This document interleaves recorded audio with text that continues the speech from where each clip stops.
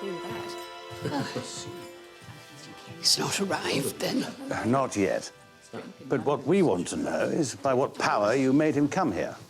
Well, power of personality. I'm not sure it would have worked for me. Works for me. You quite well.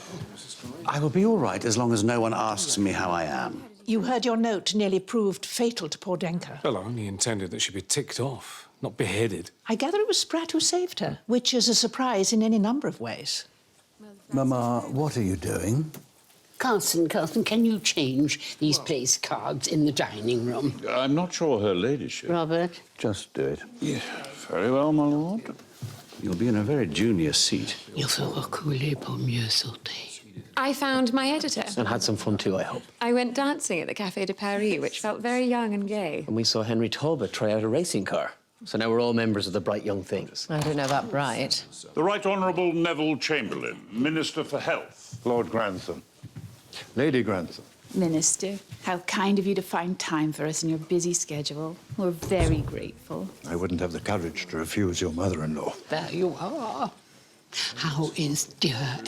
She sends her greetings. Oh, how grown up you all are. You know, I remember so well when you and she were young and carefree, looking for fun wherever you could find it. I know you do. Yes, well, I always say, let the past stay in the past. I always say that, too. Yeah, well, have you met my cousin, Mrs. Crawley? No, indeed, it's a great honour. I gather you're here to discuss the new plans for managing our health. Well, I know I'm here to discuss a topic Lady Grantham's interested in. Excuse me. Would you care for one of these? Thank you. I thought you needed rescuing. Our own scrapes are bad enough without being dragged into other people's. How well you understand me. I'm afraid you're in for some rigorous debate. I wish I weren't. Shall we go in? We don't want to wear the minister out before he's even had a chance to sit down. She can't protect him in the dining room. You stop at nothing to get your own way, isn't that the truth? Indeed. It is a quality I share with Marlborough, Wellington, and my late mother. I was trained in a hard school, and I fight accordingly. No, he's a coming man. I've read he may be Prime Minister one day. He's no friend of the unions. For which he is to be congratulated. Is the consommé ready, Mrs. Patmore? We should get out of your way. You never said how the trial went. I didn't have to testify in the end. He looked at the list of witnesses and changed his plea. You must have a sense of unfinished business. That's clever of you. I won't ask what it was, but I hope you can leave it behind. I'm not sure, but thank you. Mr. Molesley says the Dower just got the bit between her teeth.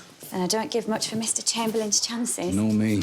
But surely, if it's important to the area, he'll want to listen. He'll just want to get out alive.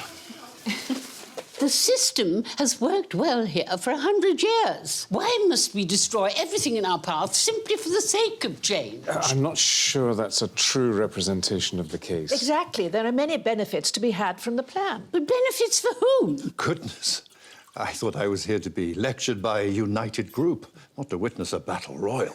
Oh, don't you enjoy a good fight? I'm not sure I do, really. My mother-in-law has a certain myopia when it comes to anyone else's point of view. On the contrary, I have a clarity of vision that allows me to resist a housemaid's trap of sentimentality. Your enthusiasm is getting the better of your manners. Can't we stop this beastly row? How I wish we could. Because I'm so sorry.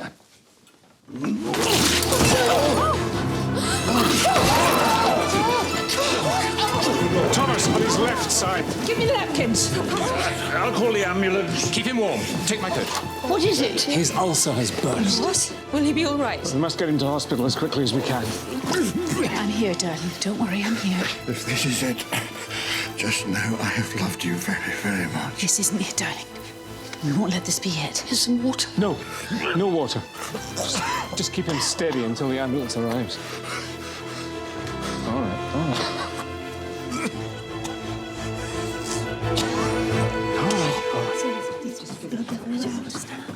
Is he very bad? I've rung for the ambulance. It'll be here at any moment. Miss Baxter, Anna, fetch their ladyship's coats. Don't forget Lady Edith. And what about me, Mr. Carson? You might put together some things that could be useful, but hurry, there's no time to lose. I can't believe it. Life is short, death is sure. That is all we know. There is a man who's been shaken to the roots of his soul. Everything he based his life on has proved mortal after all. We've no time for philosophy, Mrs. Patmore. What can we do to help? Let's send up some coffee.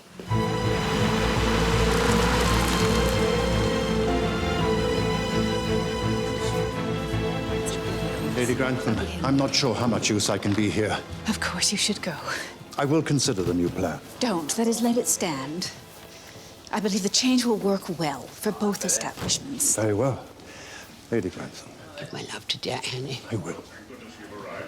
The ambulance is here. Don't reprimand me, Mama. I think the new system will be better, and I haven't got time to be diplomatic. You think I have enough things to worry about? It's better we should be honest. There've been too many secrets. Let's have no more of them. If you mean Marigold, that's settled, and you know I am sorry now. Let us concentrate on Robert. They're ready. They want to take him now. Girls, Mary, Edith, we must go. Edith, dear, telephone with any news, no matter how late. I will. I'll take you home in my car, and Lady Grantham. In a moment. You're quite pale. We'll go together. You've had a shock. I think I've had a few shocks this evening.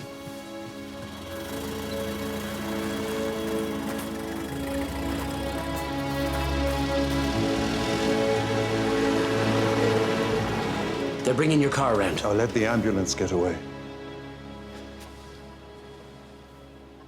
There's a dinner that delivered more than you bargained for. You're going to follow them? I don't want to crowd them, but they'll ring when they have news. Can you let my office know? Of course. If you'll do me a favor and answer one question. Why did you come here tonight? Your grandmother-in-law can be very persuasive. I'd love to know how she did it.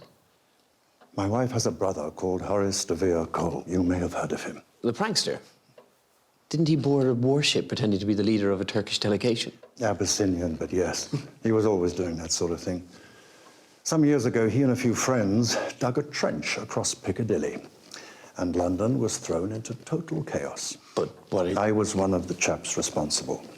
We dressed as workmen, and no one stopped us, and by the time we'd finished, every road was jammed from the East End to Belgrave Square. And old Lady Grantham threatened to give you away. Well, it was long ago now. But the papers would be sure to make it look as bad as possible. And a dinner seemed a price worth paying to avert it. Now, there's my car. So, I'd better be off.